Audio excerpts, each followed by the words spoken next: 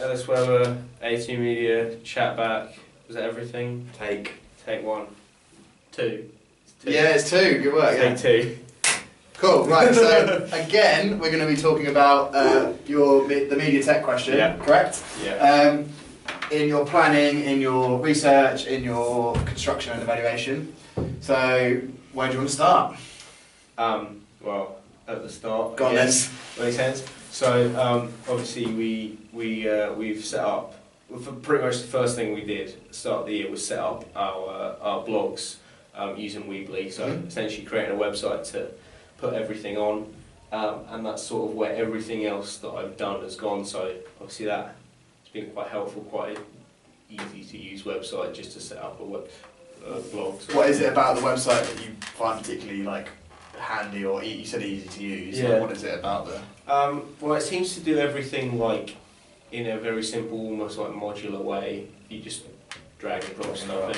It's nothing too difficult, and I've never been very good at IT and that. So Put yourself down to this. Come on. What's the most valuable tool on Weebly for your blog? Do you think the one you've either used the most or relied on? I think the ability to embed YouTube videos, because the amount of videos and vlogs, as well as my final music video and all of that I've made, obviously being able to embed them on there, it means that I can just talk to a camera instead of just write it all down. Well, it's more engaging, yeah, isn't it? It's more of an engaging kind of medium as well. So cool. Yeah.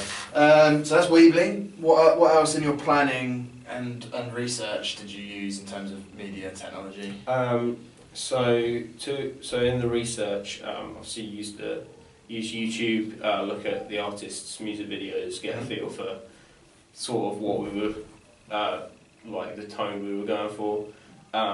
Also, just to sort of collect stats and stuff about the artists, we used infographics. So I used website Infogram, which allows you to make an infographic, I guess. So what's better? What's good about an infographic? Why did you use an infographic as opposed to say just writing the stuff or blog posting? I think it's quite an engaging way of presenting data. So obviously you've got all these sort of, mine was lots of sort of colourful graphs about stuff, and it kind of gets across stuff in a simple way with as little words as possible, and most of it's quite easy to understand. So I thought, yeah, it's quite a good. So it's like a visual thing. Yeah, that's cool. What else? Anything else? Any other tech? What about some of the modes you use with our cameras? Because you talked about vlog earlier. What other things did you do in that sense? So if I made a vlog, I actually made a sort of for Dyer, for stuff about Dyer, I made a sort of short documentary where I interviewed some people in the school, asked some questions about different stuff. Cool. So obviously that took more editing and stuff, so using Final Cut to do that. What about, did you use any mini-me's or screeners or anything in your research? No. Use a screener? Yeah, I did do a screener. No, I did. I'm trying to remember. Of course I did. Yeah, I did a screener. So that was, I did it for, I think, a Stormzy music video. It was just sort of looking at the conventions of... Do you want to explain what a screener is? So it's sort of, it's almost used sort of talk over the top of the video. I think I did it with screenshots to avoid copyright, but they get taken down really quickly otherwise. Yeah. But it was sort of picking out things while watching the video that would be considered conventions or breaking conventions. Well, that's what I did mine about. So yeah, it's almost like a commentary over the video. So cool. Okay, let's move on to construction. Talk to me about post-production of your music video and what you used in Final Cut and things. So in terms of post-production, using Final Cut, probably the most complex thing we used was the masking tool that you can use on there. So we used that to cut out like the cinema screen and TV screen and put stuff on there, which, yeah, is better than just filming things on the TV screen because it doesn't really work. And we also used it, we had a scene of me walking down some stairs, made me completely black and white, whereas everything around me is like really vibrant and bright colours, so that was probably the tool we used the most. So we were cutting things to the beat a lot, and and other sort of conventions and music videos we such on there. What about like in terms of, because there's lots of performance elements in there, yeah. How did you make sure they were effective? What did you use in post-production to make sure they were? You said about cutting to the beat. Yeah. Did you have to do anything else with that timing wise? So obviously you had to line up the lip syncing with the actual song. Yeah. We tried to have it where it wouldn't be like too long, each bit of lip syncing, so that it wasn't like I tailed off or anything. Just so each shot of the lip syncing looked right, if you know what I mean. Yeah, well, like you can't linger too much in music videos. Yeah. Like cutting regularly is important. So yeah. Cutting away from that lip sync after 3 or 4 seconds is probably quite good. Yeah. What about in terms of ancillary production? Yeah, so for my ancillaries, the main program I've been using is a GIMP. It's like photo manipulation, a bit like Photoshop or something. How are you finding that? I'm struggling with it, but I'm getting through. I've got used to it, but at the start it was very slow progress. Just because I couldn't get used to it. Watching YouTube videos and stuff, tutorials to help me, but good.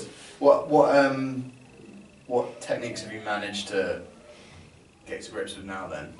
So the majority of what I've done for my ancillaries is sort of it's been a lot of like cutting myself out, and not literally you. No, images of me. Okay, just to be clear. Mostly with screenshots from the actual music video, and then placing them on stuff. It's a lot of like layering stuff, and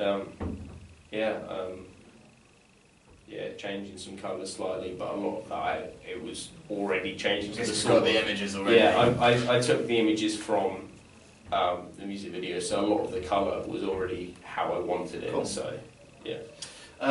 In terms of evaluation and getting feedback, then what softwares have you used?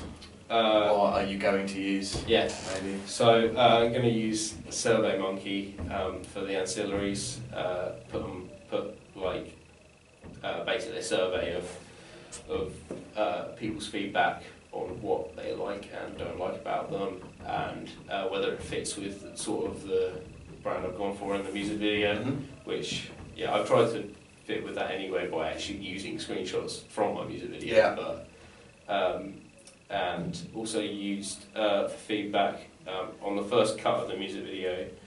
We put on a lino, so then essentially like an online sort of, I guess like not really noticeable, like a pinboard sort of thing, where people could put up their own like sort of virtual post-it notes, like constructively criticising what we've done, and then we were able to work on that and put some of that feedback into the final cut, which was actually really useful. So that's like quite a nice way of compiling all of your feedback in like one space. So it sort of ends up looking a bit like this wall, doesn't it? Yeah, like all the different bits everywhere.